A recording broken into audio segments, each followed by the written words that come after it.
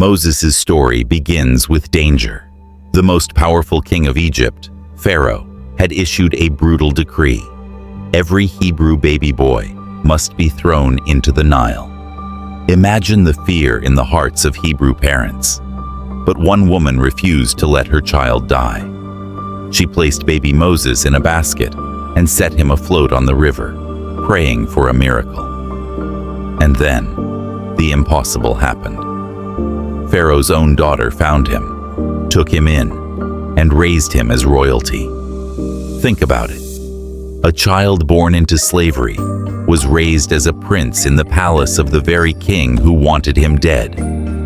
If God could orchestrate such a rescue, what makes you think he can't turn your impossible situation around? Moses grew up in privilege, but deep inside, he knew he was called for more. One day, in anger, he killed an Egyptian who was oppressing a Hebrew slave. Fearful for his life, he ran into the wilderness, far from everything he knew. For 40 years, Moses lived as a shepherd, until one fateful day, he saw something impossible. A bush that burned, but was not consumed. And from the flames, he heard a voice, the voice of God. God told Moses to go back to Egypt and lead his people to freedom. But Moses had a list of excuses. I'm not a good speaker. I'm not qualified. They won't believe me. Sound familiar? How many times have we told ourselves we're not good enough, smart enough, or capable enough? But here's the lesson. When God calls you, He already knows your weaknesses. He's not looking for perfection. He's looking for obedience. If Moses, a runaway fugitive, could become one of the greatest leaders in history, what's stopping you? Moses obeyed, but the journey wasn't easy. Pharaoh refused to let the Israelites go. So God sent 10 devastating plagues. And finally, Pharaoh surrendered. The people were free. Imagine the celebration, the joy, the relief. But then, disaster struck. Pharaoh changed his mind and sent his mighty army after them. And suddenly, the Israelites found themselves trapped between the Red Sea and the most powerful army on earth. It was the ultimate no way out situation. Have you ever felt trapped like that? A financial crisis, a broken relationship, a dream slipping away? Maybe you're standing at your own Red Sea moment right now.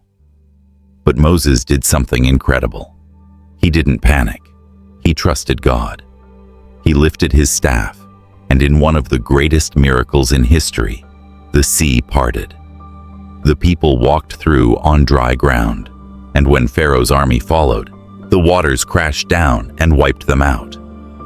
What seemed impossible became possible because Moses trusted God. And that's the message for you today. If God can make a way through the sea, He can make a way for you too. Moses' story isn't just history. It's a message for us today. If you're facing something impossible, here's what you need to remember. Moses was a fugitive and a stutterer, yet God used him to lead a nation. Don't let your past mistakes stop you from stepping into your calling. Walking into Pharaoh's court, lifting a staff over the sea, none of it made logical sense. But faith isn't about logic, it's about trust. When God leads, follow.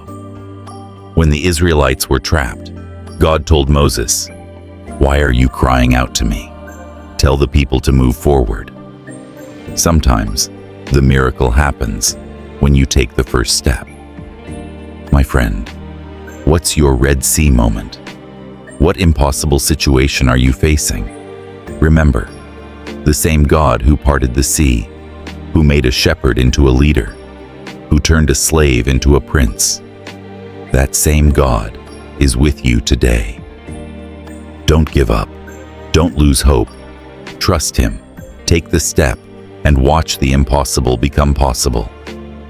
If this message inspired you, don't forget to like, share, and subscribe. And comment below.